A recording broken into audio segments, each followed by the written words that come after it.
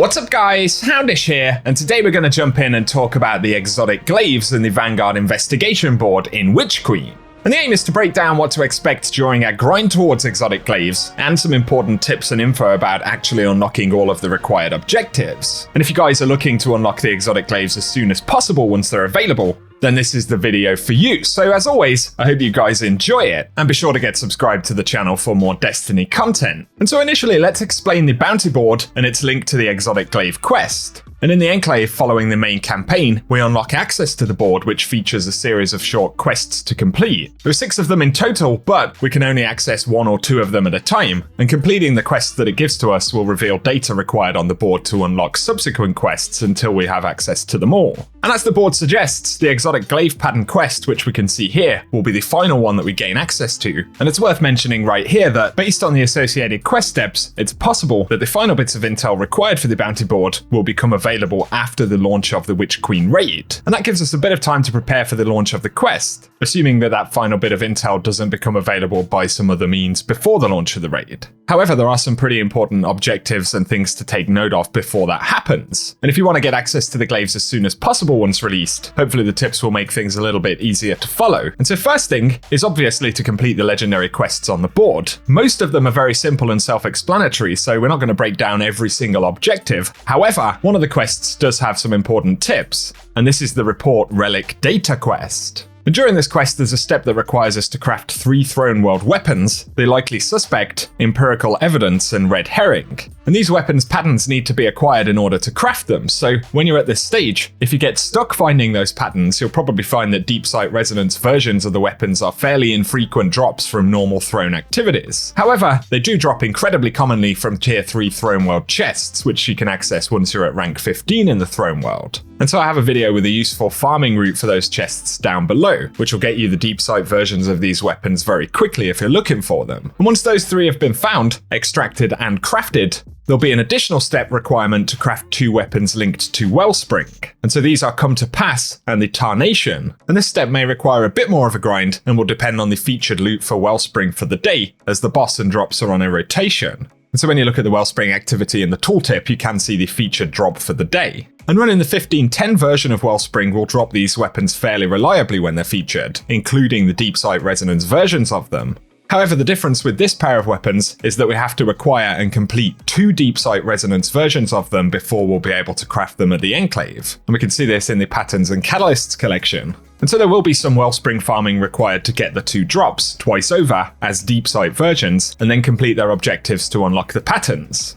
And so once you're at this stage, be sure to look at the featured drops each day, and if you can, try to farm out the 2 drops needed when they're available. According to the API, the Come to Pass auto rifle will drop from the Wellspring boss Golmag, Warden of the Spring. Then the Tarnation, which is the grenade launcher, will drop from the boss Vizul, the light flare. And so those are the 2 you need to watch out for that second part of the quest. Another thing which I believe is helpful for this is to avoid unlocking Flynn's armor on the Throne World, as it apparently dilutes the loot pool for Wellspring. And so I haven't picked any of those up, which increases the amount of weapon drops I'm getting.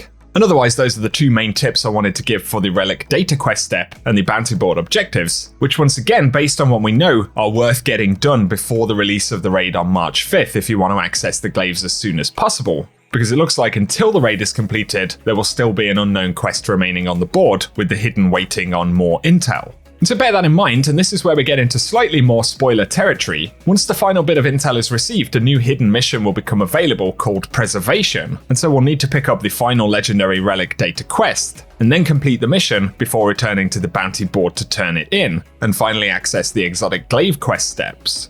And the exotic portion itself is called Report Reverse Lure. And since we'll be crafting exotics, it's also worth farming out as many Ascendant alloys as we can in the next week, ready for the Glaive quest. Of course, we can purchase 1 per week from Master Raoul, and they're also purchasable from Banshee in the tower once you hit Gunsmith rank 16. And finally, the other source for them is replayable Witch Queen campaign missions, unlocked at the vendor in the Throne World, and these can be farmed for drops of Ascendant alloy as well. So that's basically all the prep. Clear the bounty board, and try to collect some Ascendant alloy ahead of time. And if you want a quick preview of the exotic quest steps, firstly, we'll need to take an Osmic Fragment to the Queen's Bailey to lure in Imaru and the Lucent Brood. There'll also be an objective to use Deep Sight to reach a vantage point from where you can observe the lure. Then we'll need to follow the Lucent Brood to Amaru's location in the Queen's Bailey and defeat them to receive the Osmic Fragment and Resonant Runes before logging the final report on the evidence board in the Enclave. At which point, we'll be able to go ahead and start to craft the Relic Reward. And so that's pretty much everything we can break down about the exotic glaives ahead of time. This video wasn't really intended to be spoiler heavy, it was more about highlighting the objectives worth getting done, so you're not left catching up when the exotic portion becomes available if you want to get it done pretty quick. The only other thing to mention, which some of you guys may be interested in, would be the exotic bonuses themselves. So